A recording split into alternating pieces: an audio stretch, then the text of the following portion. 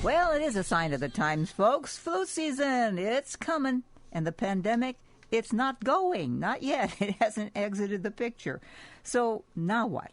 Well, we're going to check in with Dr. Rachel Wellner, one of the nation's top breast surgeon oncologists and author of Dr. Marsha and the Case of the Missing Hot Dogs and Marshmallows. Now, we'll explain that.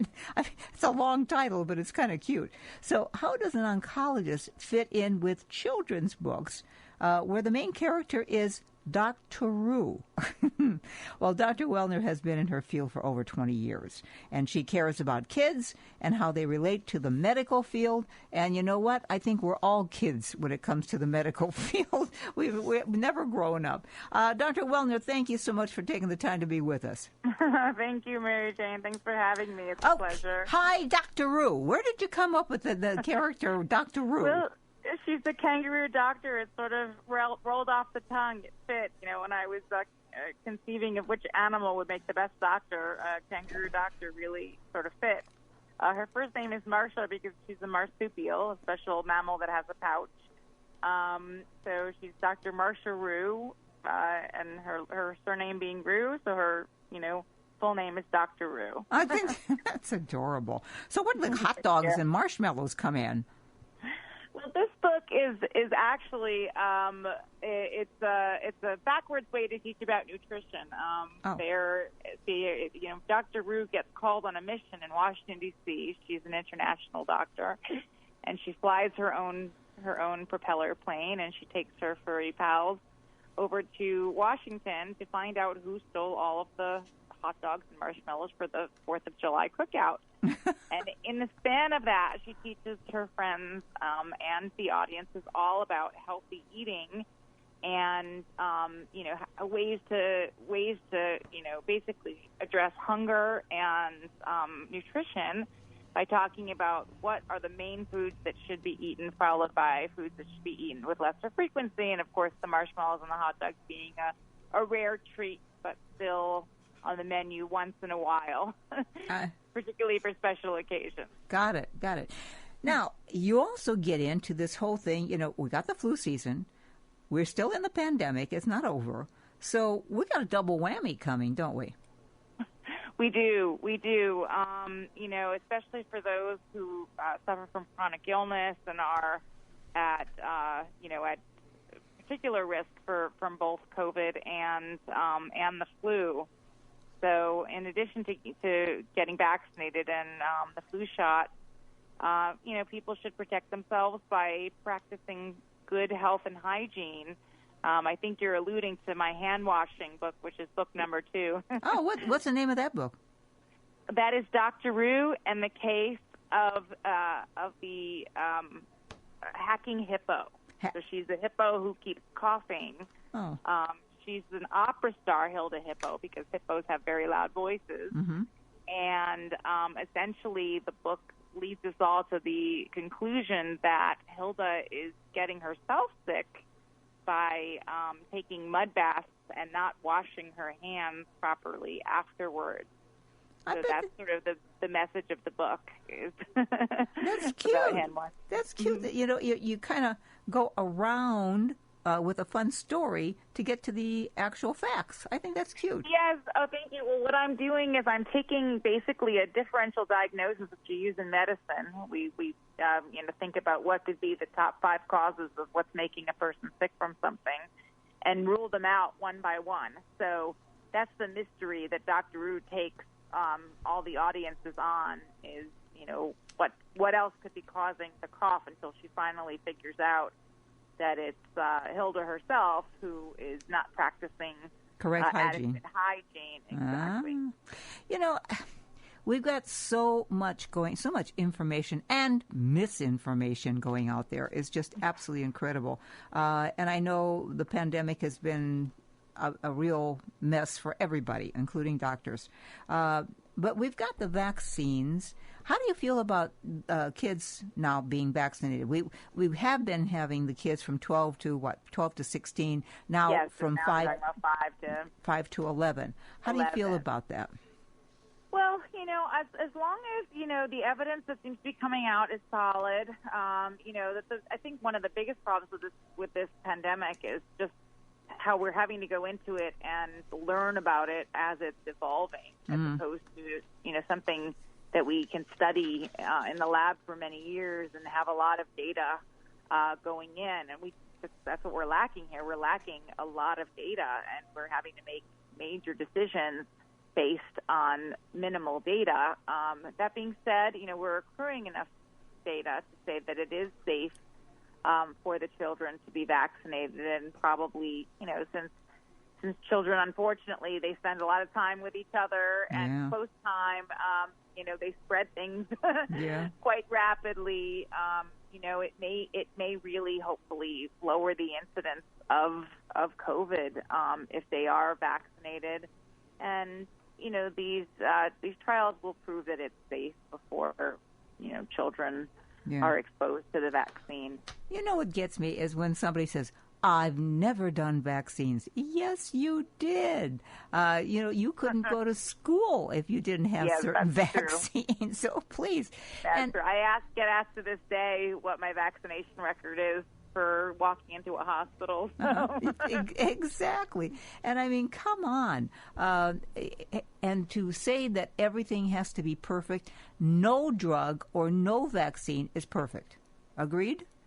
Agreed. I mean, it is true that some vaccines may contain some elements that people are hypersensitive to, and they have some problems with. But if people go back to the turn of the century before vaccines were available, and the child mortality rate was much, much higher because of the lack of vaccine. So I think people do need to remember that. I'm not taking a hard stance. I'm just saying that, that was a major advance that we made as a society, was the advent of vaccine. Look at the stuff that we have overcome, pretty much.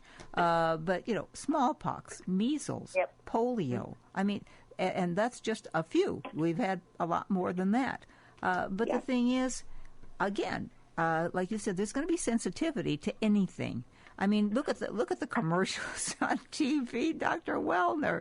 The first 30 seconds is about what the drug is, and the last 30 seconds is all the side effects. What bad things can happen. Yeah, including death. Exactly. So it's like, come on. And hopefully none of that will ever happen. But you can't. Sure. I guess they have to do it legally, or else they can get into trouble if they don't. Well, in any trials with a lot of different types of drugs, you can really see everything. But the majority of people respond well to these medications and vaccines. The majority of medicines do what they're supposed to do. Yeah, I think so. And I like to sort of believe that. And is it better not to need medications? Do medications have some elements in them that are, a little toxic? The answer is yes. Sure. But, the human body, we handle toxins every day. We handle every toxins day by the truckload, and we have, as long as our livers and kidneys are working well, we eliminate a lot of toxins as well. So okay. So is there a right way for kids and adults to wash their hands? Well, importantly, thank you. Good question. Importantly is the time. Children need to spend 20 seconds washing his or her hands. So it's important to get the hands very sudsed up with the soap. And one of the things I've been sort of distributing around are just ways to get your child to wash hands, which is a little bit of a monotonous task for 20 seconds. And some of my advice has been to find a scented soap, something that your child enjoys, whether it's vanilla or a musky smell or a fruity smell. That would be one way to get your child to really suds up his or her hands. The other ways include finding an animated character that the soap container is shaped like, or washing with a doll, or your favorite pal if it's not waterproof. Yeah. And, exactly, or if it's waterproof, rather. And then the last way is my favorite, which is to sing a song that lasts for 20 seconds. The alphabet song lasts about 20 seconds. And I'm dating myself, but I taught my 8-year-old niece how to Vogue, the Madonna song. Oh. Last time I saw her. And if you sing a couple verses and time that can be 20 seconds. So, one of the things I came up with, don't just stand there. Let's get to it. Wash your hands. There's nothing to it. That's cute. That's cute. Now, let me ask you, though. The hand soap or any kind of soap, liquid or, solid, some say antibacterial. Okay, that's antibacteria, but it ain't antivirus? Well, viruses and bacteria, viral elements are not that dissimilar to bacteria. They're just missing either RNA or DNA. They're missing living parts. So, viruses do wash off of hands as well. So, I'm trying to think of a virus that is hard to sort of wash off. Pretty much everything goes when you wash your hands. Not everything entirely. I mean, we have millions of bacterial colonies that live on our skin, and there's no way to get them all off. No. Nor would we want to. I mean, there's a reason they're there. Yeah, some of them are necessary. So the fact is that you're really just reducing the bacterial count. And if you've ever walked into a hospital, you'll see that hand washing is the number one way to prevent hospital-acquired infection. So passing infection from one patient to the next, hand washing is the number one way. Not all the drugs, not all the things you would think about. It's hand washing. It's simple. So it's important in life outside of the hospital as well in terms of preventing infection and maintaining health. Yeah. So how do you tell kids to protect themselves during the flu season? And it's hard to say flu season without saying the virus also. That's true, too. Well, it's like anything else. And I remember when I was taught as a kid, when you cough, try to cough into your own hand and wash your hands.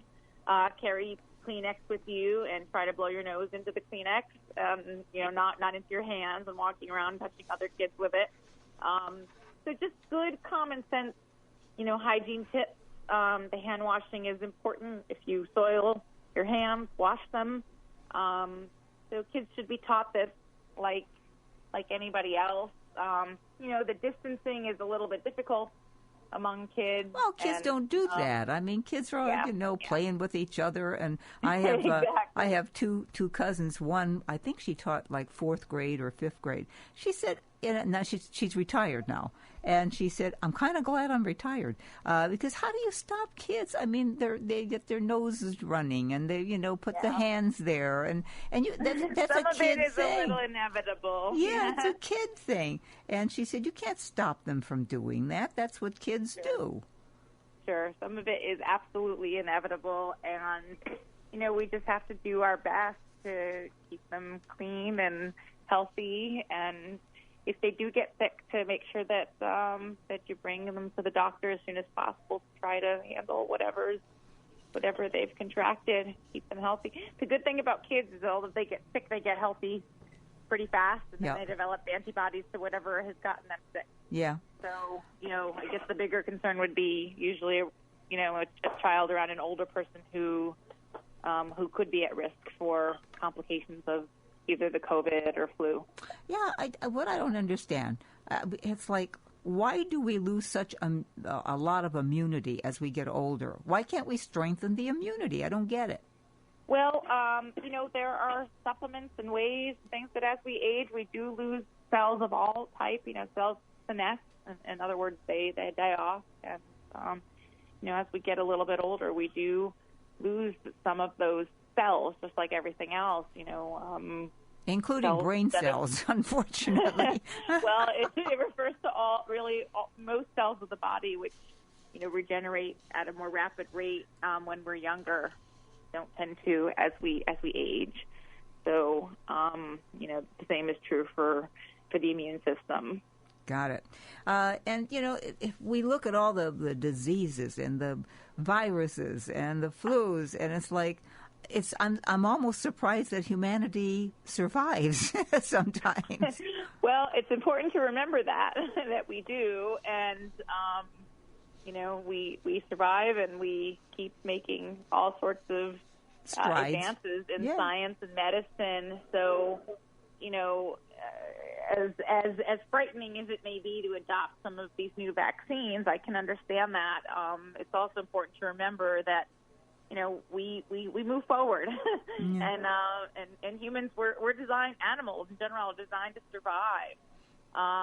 So we survive, we adapt, and we advance. Yeah, absolutely. And I imagine whenever any vaccine came out, whether it was for measles or smallpox or polio or any of those, I'm sure there were people who were going, I don't think so. Oh, absolutely. We just didn't have the same social media. Thank you. Yes. Social media. Always resistance to change. Yeah. Always resistance to change. But, it was also realized that people died of measles and mumps and things like that. So it was absolutely necessary to have these vaccines available. There's something called herd immunity, that if enough people are vaccinated, people that aren't don't get sick from the same diseases. So, some of what we're seeing with children that are now not being vaccinated, they're benefiting from the herd immunity. So. Yeah, but herd immunity, and we talked about that for adults too, that if we reached, 85% of people being vaccinated and everything, we would reach herd immunity and we wouldn't have it anymore. But you got to have the whole world at that, because that's true too. And then this particular pandemic has these mutations and variants, and that unfortunately have eluded at least the vaccines, which are effective. But they keep coming up. Antibodies, myself included. I have antibodies to the COVID. We had so many variants already, from the UK, from Colombia, from Brazil, and it's like, whoa. Then the Delta came, which was scarier than the COVID-19, and now they say there's a daughter to Delta and a couple of others. I guess viruses want to live. Bacteria we can kill, but viruses... But they mutate as well. Yeah, but viruses are better at it. Well, viruses are interesting because they use our own DNA and RNA to replicate. So, they're interesting in that way. And because they're not truly alive to begin with, how do you kill something that's not truly alive? So without destroying the organism that's the host organism, which is what they're using to replicate. So they're tricky business. Do you feel personally, now you're a doctor, you've been an oncologist for over 20 years, are we ever going, but they'll continue. Viruses don't stop mutating, do they? They don't. Can it be eradicated? Can germs be eradicated completely? No. It's a battle of, us being sort of stronger than them. Yeah. And, I look at cancer and how, because that's my field, and how complicated that is to treat, and how we're in an era of treating every individual for their individual cancers. It's hard to look at it as a global problem, saying that there's one solution to, because it doesn't seem like there will be. Yeah. It seems like, the cures are going to come in whatever, person A has this type of cancer and person B has, something similar but not quite the same, and to sort of tailor the medicine for that person. I don't know if it will look the same in infectious disease, virology, but it is a bit of a chemistry set, if you can imagine. A virus acting in one person's body is not going to be exactly the same as it acting in another person's body. And the immunity therapy that's come up now. That's huge. That's part of that tailored therapy. I know someone who had a what do they call it? A genome blood test. a biopsy blood test. And they actually came back and said, of all the cells in your body, and I don't know how many there are, but there's got to be a lot of them. Brilliant, yeah. But they were able to isolate a certain type of cancer, like a lung cancer, because of a cell that told them they have the mutation for lung cancer. That's amazing. Yeah, we are there.